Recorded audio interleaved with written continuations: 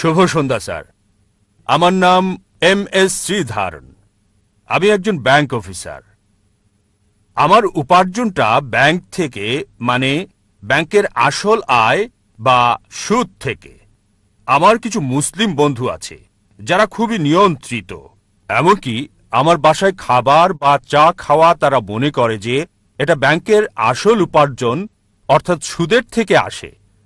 দয়া করে বলুন যে এই যে সুদ এবং কোরআন যা বলছে তা যদি একই হয়, তবে আধুনিক ব্যাংকগুলো যে চালু আছে এবং লেনদেন করে চলেছে। আসলে প্রশ্নটা ভালোভাবে আমি বলতে পারছি না, আমি দুঃখিত।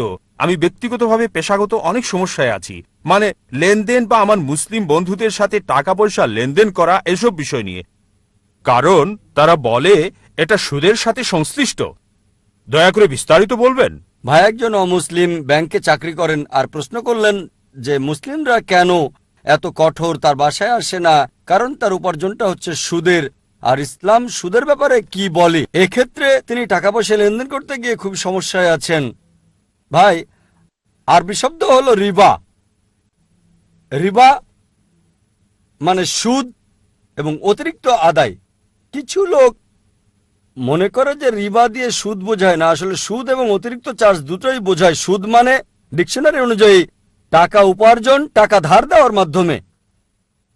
চক্রবৃদ্ধি মানে হলো অতিরিক্ত ধার্য করা সুদ, এবং চক্রবৃদ্ধি সুদ উভয়ই নিষিদ্ধ। কোরআনে এই রিবা শব্দটি কমপক্ষে 8 বার উল্লেখ আছে। সূরা আল ইমরান 3 নম্বর অধ্যায় 130 নম্বর আয়াত, সূরা নিসা 4 নম্বর অধ্যায় 161 নম্বর আয়াত, সূরা বাকারা 2 নম্বর অধ্যায় 275 নম্বর আয়াত 3 বার, সূরা বাকারা 2 নম্বর অধ্যায় 276 নম্বর আয়াত, সূরা বাকারা 2 নম্বর অধ্যায় 278 ও 279 নম্বর আয়াত। আমি শুধু শেষ আয়াতটা বলছি, সূরা বাকারা 2 নম্বর অধ্যায় 278 ও 279 নম্বর আয়াত, যে যদি তোমরা চক্রবৃদ্ধি সুদ এবং সুদ পরিত্যাগ না করো তবে যুদ্ধের ঘোষণা করো আল্লাহ এবং রাসূলের প্রতি। সুতরাং যে সুদ দিল বা সুদ নিল সে যুদ্ধের ঘোষণা করছে সর্বশক্তিমান ঈশ্বর আল্লাহ এবং নবীজি মুহাম্মদ সাল্লাল্লাহু আলাইহি ওয়াসাল্লামের সাথে। এটা হচ্ছে ইসলাম ধর্মে বড় গুনাহগুলোর মধ্যে একটি, জঘন্য অপরাধের একটি। একটি হাদিসে আছে সুদের সর্বনিম্ন গুনাহ হচ্ছে জিনা করার সমান, মায়ের সাথে ব্যভিচারের সমান। এখন এর পেছনে যুক্তি কি? আমার ভিডিও ক্যাসেট দেখতে পারেন, সুদমুক্ত অর্থনীতি, কোরআন অনুযায়ী বিস্তারিত সেখানে বলা হয়েছে। যুক্তিতে যদি আপনাকে প্রমাণ দিতে হয় ইসলামে সুদ কেন হারাম, কয়েক ঘন্টা সময়ের দরকার হবে।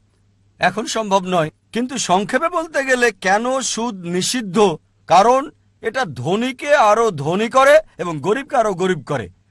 এছাড়াও অনেক ক্ষতিকারক দিক রয়েছে, যেমন আপনি জানেন 80-র দশকে অধিকাংশ ব্যাংক জুয়ার কেন্দ্র প্রতিষ্ঠা করেছিল, মদের বার ইত্যাদি প্রতিষ্ঠা করেছিল।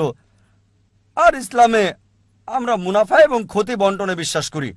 এখন দেখুন, আপনি একজন ব্যাংকার, সবচেয়ে বেশি লোন পায় সবচেয়ে ভালো কোম্পানি। সুদ চালু করেছে, এই ব্যাংকিং ব্যবস্থা চালু করেছে রাজা পঞ্চম জর্জ। রাজা পঞ্চম জর্জ, আসল দায়ী হচ্ছে সে।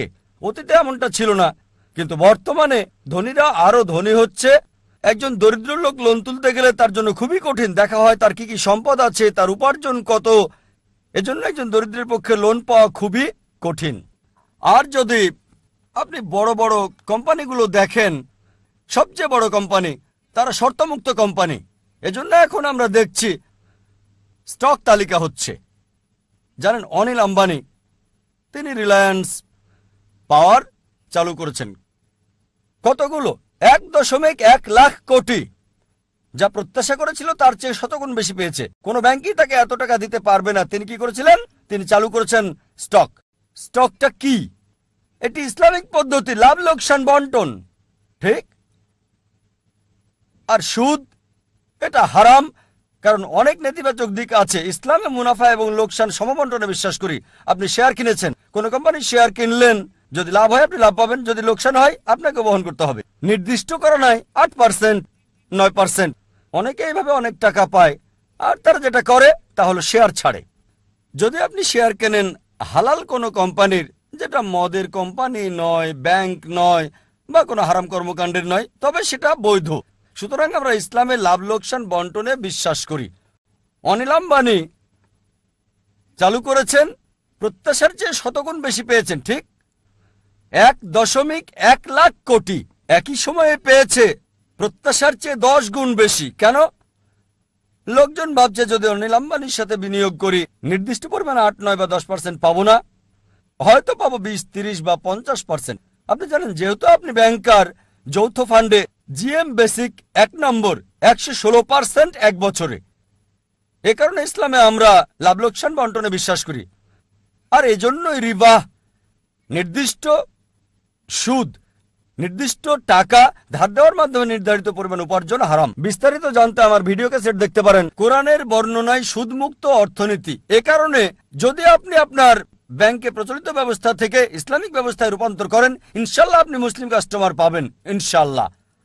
আর এখন ভারত সরকার, আরবিআই, অর্থমন্ত্রী পুরোপুরি ইসলামিক ব্যাংকের জন্য অনুমোদন দিচ্ছেন না, কিন্তু লোকজন তার কাছে যাচ্ছে। আমি নিজে মিস্টার চিদাম্বরমের সঙ্গে কথা বলেছি যখন তিনি সৌদি আরবে ছিলেন। আর খুবই সম্ভাবনা আছে মনমোহন সিং আমাদের প্রধানমন্ত্রী, তিনি আগে অর্থমন্ত্রী ছিলেন, অর্থনীতি ভালো বোঝেন, খুবই সম্ভাবনা রয়েছে ইনশাল্লাহ ইনশাল্লাহ তিনি প্রধানমন্ত্রীর সঙ্গে বিষয়টা পর্যালোচনা করেছেন। মনমোহন সিং এবং অর্থমন্ত্রী মিস্টার চিদাম্বরম, খুবই সম্ভাবনা আছে যে অতি শীঘ্রই আমরা একটা ইসলামিক ব্যবস্থা পাবো। আর আপনি কোনো ইসলামিক ব্যাংক দেখে তাতে যুক্ত হন। এ কারণে আপনি দেখবেন সিটি ব্যাংক ইসলামিক ব্যাংকিং চালু করেছে, এইচএসবিসি ইসলামিক ব্যাংকিং চালু করেছে, অধিকাংশ আন্তর্জাতিক ব্যাংকেই ইসলামিক ব্যাংকিং চালু করেছে। কেন?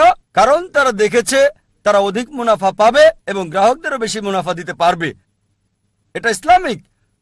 সুতরাং যদি আমরা শরিয়া মানি, পবিত্র কোরআন এবং সহিহ হাদিস মানি, আপনি উপার্জন করতে পারবেন, অন্য কেউ সুযোগ করে দিতে পারবেন। আশা করি উত্তরটা পেয়েছেন।